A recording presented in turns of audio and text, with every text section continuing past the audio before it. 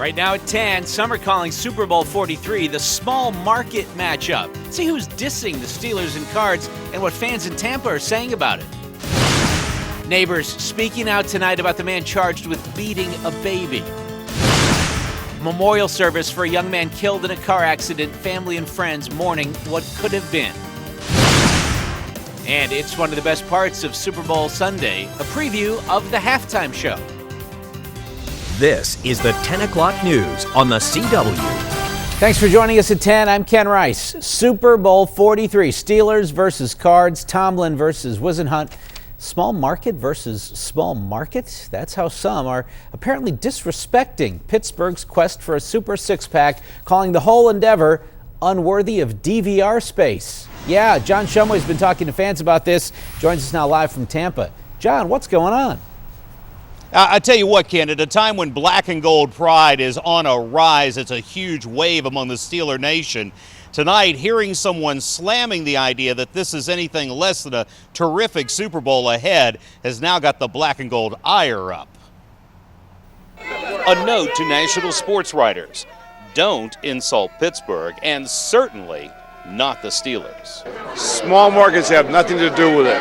It's the game, and the game is going to be very, very intense. I don't think we can do any better than this. I personally am a big Steelers fan. I can't believe we're back here already. By contrast to the national media slams, when the president was put on the choose sides spot today, he didn't hesitate. I am a longtime Steelers fan. What else would the President of the United States say? He's an intelligent man, right? Mr. Rooney, the owner, was just an extraordinary supporter during the course of the campaign. Well, I think it's very good. I know Dan Rooney, from the aspect of he's a blue-collar guy. He's for the average person, and I think that's what makes Pittsburgh, the Steelers, the type of team that brings all the blue-collar people in and makes us a great team. Yeah, Franco Harris was campaigning for me in Pittsburgh. Doesn't matter who campaigns for him. The only reason he supports the Steelers is because they're the best team in the NFL, and he recognizes what the Rooneys are to the NFL, and that's why he supports the Pittsburgh Steelers. Coach Tomlin was a supporter. Hey, as long as he's rooting for the Steelers, I don't care. I wish the best to the Cardinals. They've been long-suffering. It's a great Cinderella story. I have a problem with his equivocation on that subject. Other than the Bears, the Steelers are probably the team that's closest to my heart. I expect that because he spent a lot of his time growing up in Hawaii, and Steeler Nation is worldwide. And it's just great that he loves the Steelers. Everybody should. Okay, so weighed against each other. On the one side, you've got a bunch of sports writers, New York and Chicago people who are jealous. And on the other side, you have the President of the United States. The Steelers Nation will go with the President. Live in Tampa, John Shumway, KDKA TV News. It's a real no-brainer there. Thank you, John. Well, he hasn't won the Super Bowl yet, but Steelers head coach Mike Tomlin has already collected a pretty big award in Tampa. He has been chosen Coach of the Year, and Steeler players are speaking out about the honor for their coach. Bob Pompiani continues our live team coverage now from Tampa. Bob? Yeah, Ken, a lot of players basically when they heard the news said he deserves it. He was in a no-win situation coming in because the expectations are so high. The only place to go is low. He's risen above that, and now one step away from winning a Super Bowl in year number 2. So it is a great story for Mike Tomlin. Busy day here for the Steelers. Practice, as usual, went on for 2 spirited hours, 45 minutes of that in the rain, however. And the biggest news of that, Hines Ward went through it with the brace with no problems whatsoever. In fact, afterwards, Mike Tomlin was quoted by the pool reporter at practice. His quote was, Hines looked, quote, awesome. And you mentioned it was Tomlin winning the NFL Motorola Coach of the Year. This is something special to him because it comes on the vote of the fans. It's a very tremendous and humbling honor to be recognized by the NFL's communication partner, Motorola, as the NFL Coach of the Year. I'd like to thank the fans for their participation and support, and I humbly accept this also on behalf of the other coaches and the players on our team, and I'd just like to say thank you. And to become the NFL's Coach of the Year, you've got to be able to stop opposing offenses. And so far, the #1 defense in the NFL has done just that. But stopping Kurt Warner and his three-headed receiving monster is a totally different story. Troy Polamalu was asked today, can you feel comfortable at any time against this high-octane offense? How comfortable am I? Very uncomfortable. Anytime you face against great receivers like that, usually if I'm covering them, there's probably going to be a big blitz coming, so I won't have to cover them for long, which is an advantage for a defensive player. But also they can always block everything up, and they can run some deep routes on me. Key guy to this game is Kurt Warner versus our defense. I mean, he makes everything possible. You can always take one guy out the game or whatnot, but they have a lot of weapons out on the field. You can't just worry about Larry. You have to worry about Bolden. You have to worry about Adrian James. You have to worry about all their guys that they got. They got plenty of explosive weapons out there. So, we're not going in game planning just Larry Fitzgerald, because if we do that, then the other guys will eat you up alive too. So, but for us, the best way to exploit that, if we just go out and control what we can control offensively and convert on third downs and put up touchdowns in the red zone rather than field goals. And that has been a problem for the Steelers somewhat of the season, making red zone touchdowns. They're going to have to do it against Arizona come Sunday. One other report that was circulating around here, when you get this many media people together, over 3,000 of them from all over the world, you're bound to get it. But there was a report that said Ben Roethlisberger had to go to the hospital to get x-rays on his ribs. Mike Tomlin said he knows nothing about that. I called Ben's agent, Ryan Tollner, who also said that's completely unfounded, just for the record. We'll have much more coming up tonight at 11 on KDKA TV Sports. For now, this is Bob Pompiani live in Super Bowl City, Tampa, Florida. Back to you, Ken. Thank you, Bob. Hundreds of Steeler fans came downtown for a huge Cage the Cards rally today.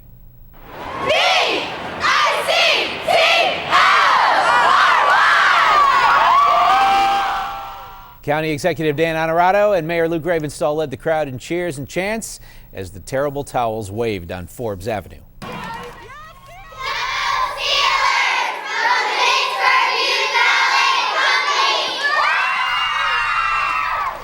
Members of the Pittsburgh Youth Ballet added a little black and gold to their class tonight with matching leotards and ribbons. They danced to Here We Go and the Steelers polka. On Monday, Pittsburgh Public Schools will be on a 2-hour delay. Now, a statement from the district says the decision was made for students' safety. It makes no reference to Super Bowl 43. The Pittsburgh Zoo and PPG Aquarium will remain closed tomorrow because of the snow and ice. Staff will spend the day cleaning the sidewalks. They're planning to reopen the zoo on Saturday.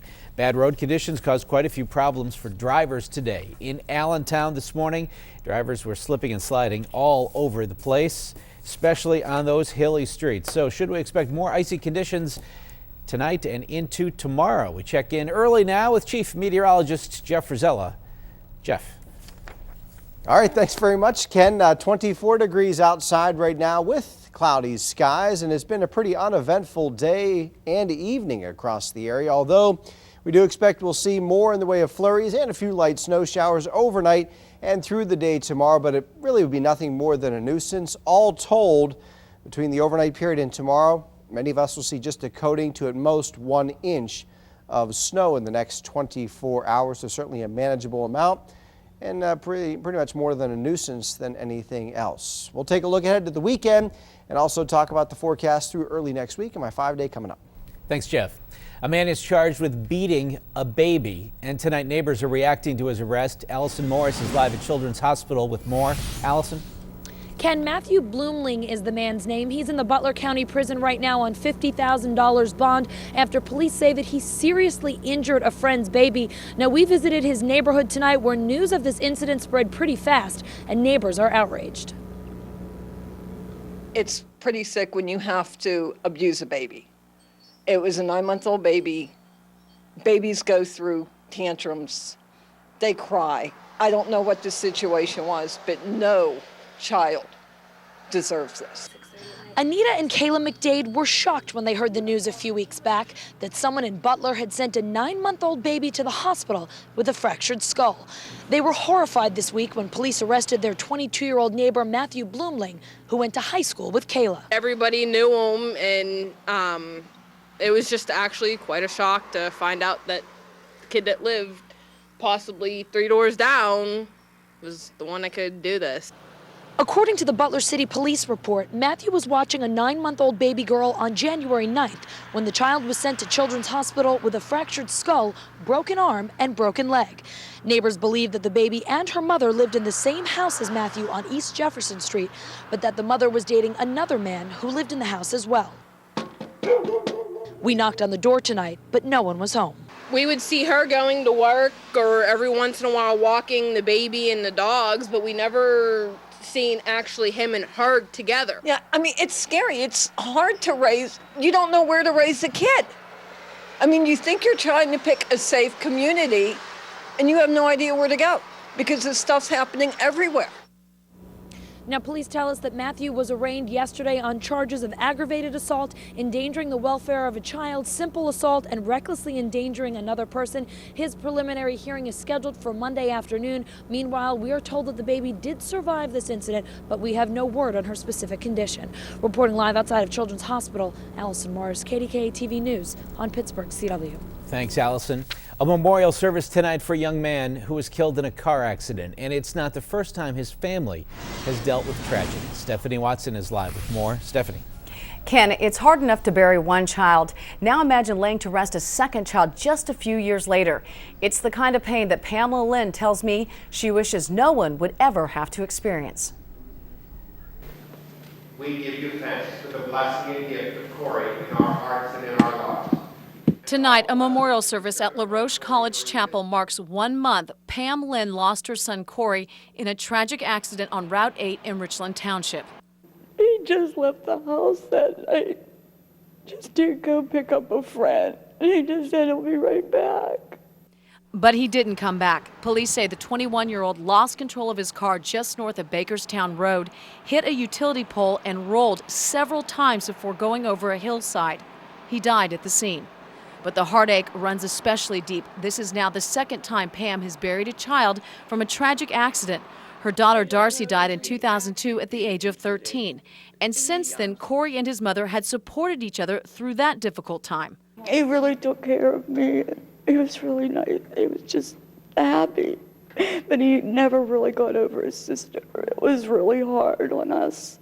But this tragedy is just the latest that has plagued the Lynn family. I lost my mother, my sister, my daughter, my husband, and my son all in the last 6 years. Pam tells me she is now thinking about spending some time in Florida with her remaining child, her son Tyler, who is in the Air Force and just returned from Korea. In the newsroom, Stephanie Watson, KDKA TV News on Pittsburgh CW. All right, thank you, Stephanie. Well, the peanut butter recall is expanding. Find out how and what creepy creatures were found in a factory where some of the products were made. That's coming up. Rod Blagojevich, a governor no more. We have reaction to his conviction at a rare impeachment trial. And could the next ambassador to Ireland be a prominent Pittsburgher?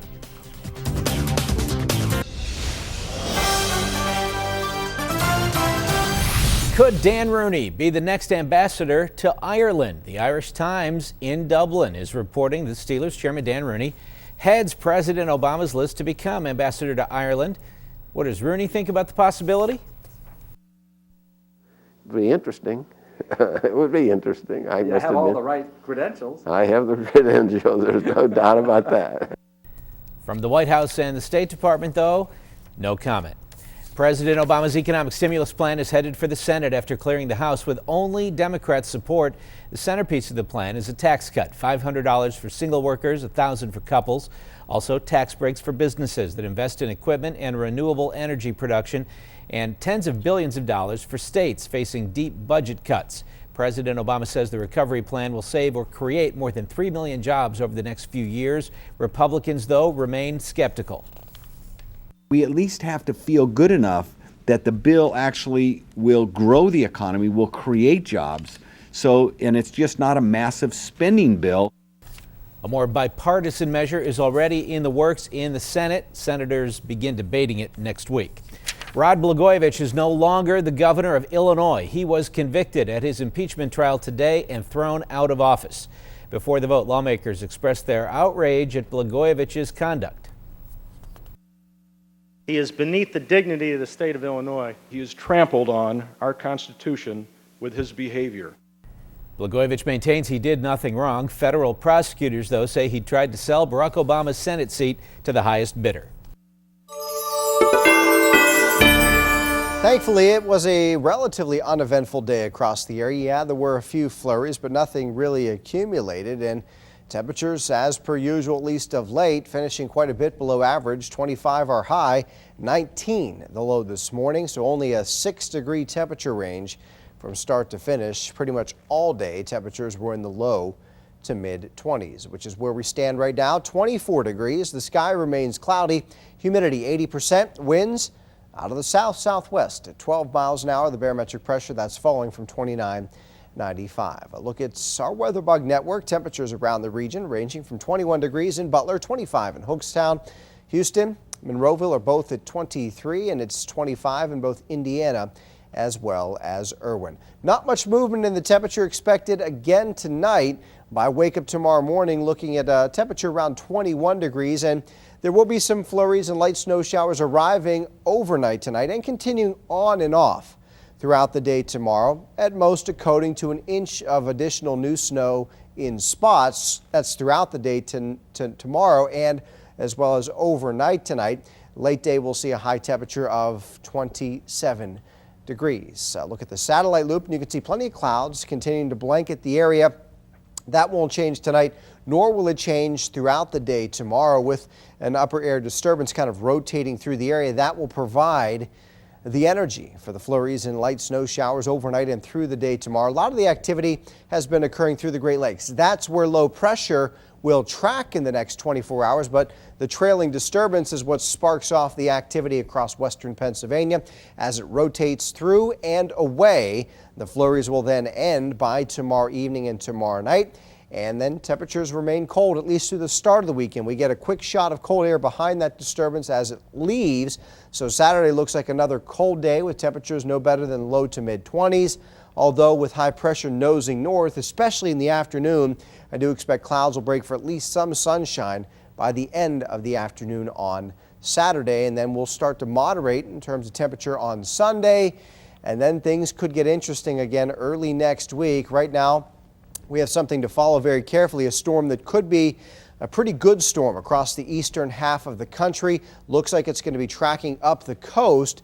Still a lot to be determined with this storm, but right now it's safe to say that we could see a significant impact if things go just right. That would be Monday night into Tuesday when we it's possible, see a significant snowfall. Stay tuned. Forecast tonight, mostly cloudy with snow showers, light snow showers developing. Lows in the low 20s, 19 in Chicora. Tomorrow, upper 20s with mostly cloudy skies and occasional light snow showers. On Saturday and Sunday, both days a few peaks of sunshine. Sunday, the better of the two with a high of 38. And then the storm system I referred to could affect us by late Monday into Monday night and Tuesday. It's too early to say how much snow we could get or even if it could become rain, depending on what that storm decides to do early next week. So that's something we'll be following over the weekend and fine-tuning that forecast as we head into early next week. Okay, thank you, Jeff. Don't forget, for the latest weather, news, traffic when you wake up, check out the KDKA Morning News here on the CW tomorrow and every weekday morning beginning at 7. Peanut Corporation is expanding the number of peanut products involved in the national salmonella outbreak. Products dating back to January 2007 are now being recalled, although the company says it's only out of an abundance of caution. The move comes after inspectors found roaches, mold, and other sanitary problems at the company's plant in Georgia.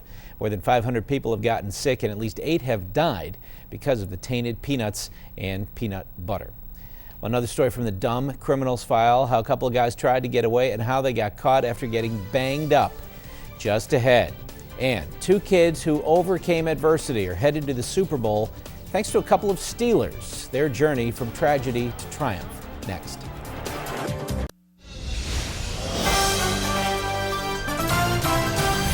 Steelers Larry Foote and James Ferrier grew up in tough neighborhoods, and they were recently touched by 2 young people who also overcame adversity. Now Foote and Ferrier are honoring the 2 with a trip to Tampa. Andy Sheehan has the story. Gang and urban violence claimed a brutal toll in the 1990s, leaving mothers without sons, sons and daughters without fathers. It was back then that we met a young boy named John Farley Jr., and he broke our hearts. I don't remember him. You can't remember him. And that makes you sad. Farley lost a father he hardly knew to gun violence, but from the tears of a boy, a young man has grown. And this is John Farley today, a stellar student at Central Catholic High School who has now turned the pain of losing his father into a strength all his own. I think that the way he died was senseless and it could have been avoided, but from people over the years telling me, you know, how much I've changed and how much I've grown into a nice young man, I think that his death wasn't justified, but I think I would be making him proud by what I'm doing right now. And now his story of perseverance has two people becoming something of father figures to John Farley, Steelers James Farrior and Larry Foote. We reached out to the young man, and we're proud of him, and he do good things, you know, get rewarded. Foote and Farrior rose from mean streets themselves to claim the title world champions and become backers of an organization called Tree of Hope, a support group for the survivors of urban violence. It's how they met Farley and someone else we met years ago. Then a little girl who had lost her father to a gun. Tajaya Thompson has also matured into a promising student and dancer. Foote and Farrior have decided to reward both with choice tickets and an expense-free trip to Tampa. I'm going to the Super Bowl. It makes it a lot harder when you don't have a father in your life, and especially if he's murdered. You know, it's a lot of deep stuff that you got to carry with you, a lot of baggage, and you know, they turned the negative to a positive. They used that negative energy into something positive, and you know, we just wanted to bless them. Also making the trip will be Adrienne Young, a founder of Tree of Hope, and Tajaya's grandmother. We're just so thankful that Larry Foote and James Farrior would even think about us. You know, would think enough of us to say, we appreciate the work you're doing, and we're going to the Super Bowl! Yay! I still can't believe it. When my mom first told me, I was just running around going crazy. For John Farley, the trip will be an affirmation of the belief that you can do anything with your life. Most people, once, you know, in a single parent home, they write you off as, you know, you can't do this because you don't have a dad, but I feel motivated to make him proud. Andy Sheehan, KDKA TV News on Pittsburgh, CW. And they'll be heading to Tampa Saturday morning. Well, you know, you're not just going to be watching to see the Steelers beat the Cardinals. A sneak peek at the halftime show coming up next. And we remind you, 18 days to go now until all TV signals go digital. Get more information at 1-888-DTV-2009.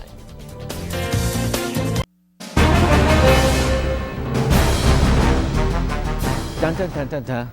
We all love that here. Some big names are going to be entertaining at the Super Bowl. Some of them hot off performances at President Obama's inauguration. Academy Award winner Jennifer Hudson will be singing the national anthem, and Faith Hill will sing America the Beautiful before the game. And then at halftime, it's Bruce Springsteen and the E Street Band. So who decides what Springsteen and his band will play? The boss. The boss decides. The boss decides what we play. Nobody else decides. People suggest. Hint. I'm a football fan too. I have to be. If not, I would be a widow during the season.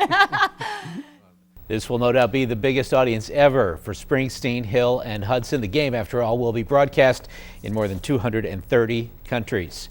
Ben Roethlisberger has got a new mustache. It's because he's going to be in one of those Got Milk ads. Cardinals quarterback Kurt Warner is getting the stash treatment as well. You know what? I know Kurt. He's a great guy. We're both doing our second milk campaign, so it's fun, and wish him nothing but the best. An ad with the two of them will be in tomorrow's USA Today. The winner then will get his own ad on Monday. Jeff has 2 weeks of local weather, plus after stealing a you-know-what, she got hauled off to you-know-where. Next.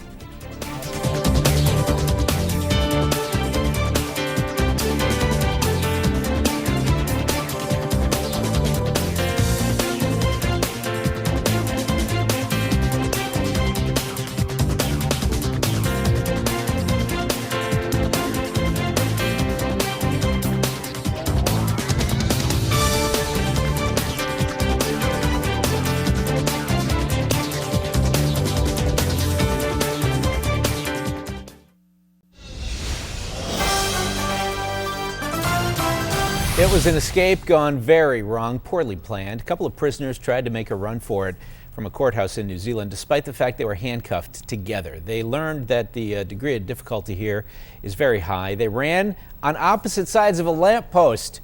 Come on. They slammed right into each other and fell to the ground. Jail guards worked hard, no doubt, to suppress their laughter as they hauled the two back into custody. Oh my goodness. Speaking of hauling, a woman in Southern California led police on a chase in a U-Haul.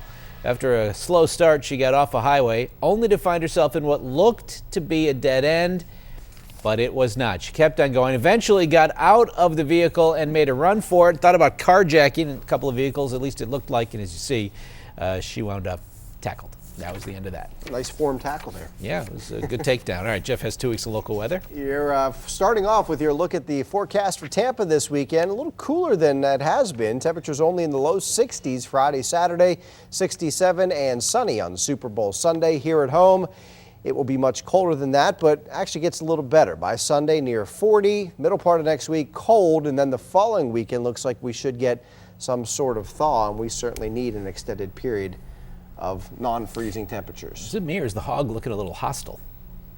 He's being, overshadowed by the Super Bowl. Yes, he is this year. Day. That's right. All right. Thank you, Jeff. Time to talk sports. The Subway Nightly Sports Call with Jory Rand starts right now.